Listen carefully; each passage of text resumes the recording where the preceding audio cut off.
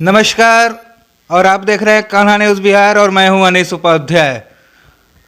चुनाव की तारीखें जैसे नज़दीक आ रही हैं, चुनावी सरगर्मियां बहुत तेज होती जा रही हैं। सभी दल के नेता अपने अपने प्रत्याशी को जिताने के लिए हर वो दांव पेच कर रहा है जो उसे करना चाहिए।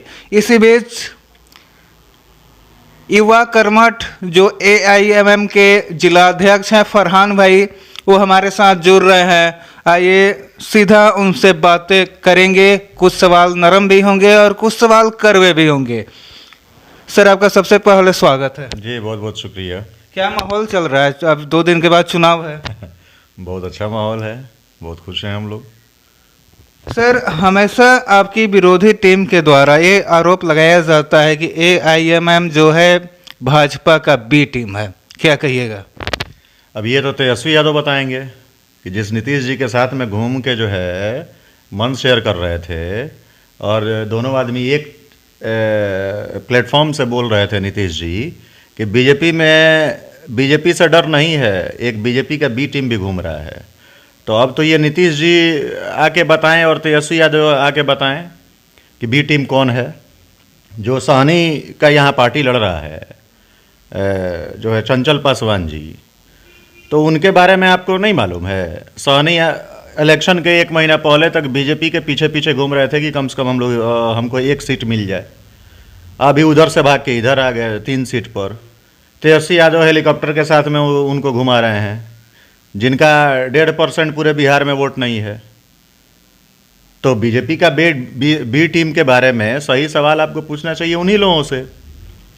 एक और चीज़ कहा जा रहा है कि वोट कटवा, क्योंकि जो भी वोट आप लोग काट रहे हैं वही चीज़। बात सही है, उनका कहना बिल्कुल सही है। उनसे पूछिए कि पिछला 2019 में 40 जो सीट था, 40 सीट पर 39 सीट पर वो हार गया। 1 सीट सिर्फ जीता जो गठबंधन है 2019 में के लोकसभा चुनाव में, वो भी सीट का इज्जत का लाज रखने वाला मुस्लिम समाज ही था। सीमांचल में किशनगंज एक ऐसा सीट था जहां सिर्फ और सिर्फ 1 सीट जीता कांग्रेस ने, बाकी 39 पर वो हार गया। तो वैसे अगर आइडियोलॉजी पर बात किया जाए तो राजद को तो किसी सीट पर लड़ना ही नहीं चाहिए। और वोट कटवा की जहां तक बात कर रहे हैं ना, दिखेगा इस बार सिवान में आ जाइए, दिखेगा कि कौन वोट कटवा है। गोपालगंज में दिख जाएगा आपको कौन वोट कटवा है। जहाँ से पप्पू यादव चुनाव लड़े वहाँ से उनको दिख जाएगा कौन वोट कटवा है। तो इस बार बहुत सारा पिक्चर क्लियर होने वाला है। गोपालगंज की जो जनता है और स्पेशली मुस्लिम समाज जो है, वो ट्रिपल तलाक दे चुका है इनको, घबराए नहीं। जिस वोट पर जो है मलाई खाए हैं घूम घूम के, और घर में 5 गो सांसद के लिए इनके पास छपरा में मतलब कोई यादव जी में कोई बढ़िया एमपी के लायक नहीं था, है ना, कि इनकी बहन आई, वो भी आई, उनका पूरा परिवार रहता है सिंगापुर, वो आके चुनाव लड़ी। एक मीसा जी हैं पाटलिपुत्रा से, अब उनको जाके देखिए 3 बार जो है हार गई हैं, लेकिन फिर भी उनको लड़ना है। तो उनको कोई वोट कटवा नहीं कहेगा। लेकिन एमआईएम अभी 8 सीट पर आ गई तो पेट में इन लोगों के दर्द लगा होने। जनता में कही जाती है कि जो एआईएमएम जो है सिर्फ और सिर्फ मुसलमानों की पार्टी है, तो क्या कहिएगा इस पे? अब इस पे तो भाई 8 सीट पर हम लोग बिहार में लड़े, जिसमें 4 सीट में हम लोग सबका भागीदारी दी है। गोपालगंज से हमने चुनाव लड़ाया दलित भाई को, दीनानाथ माझी जी को। शिवहर से हमने चुनाव लड़ाया भूमिहार भाई को, राणा रंजीत जी जो हैं, उनके पिताजी एक बार सांसद रहे हैं, 4 बार के मंत्री रहे हैं, सीताराम जी। हमने जो है महाराजगंज से चुनाव लड़ाया अखिलेश्वर सिंह जी को। हमने जो है काराकट से लड़ाया प्रियंका चौधरी जी को, जो है चौधरी हैं। तो हमने हर जाति हर धर्म का हमने ख्याल रखा, और इसीलिए लोगों का हमारे तरफ जो है अट्रैक्शन है।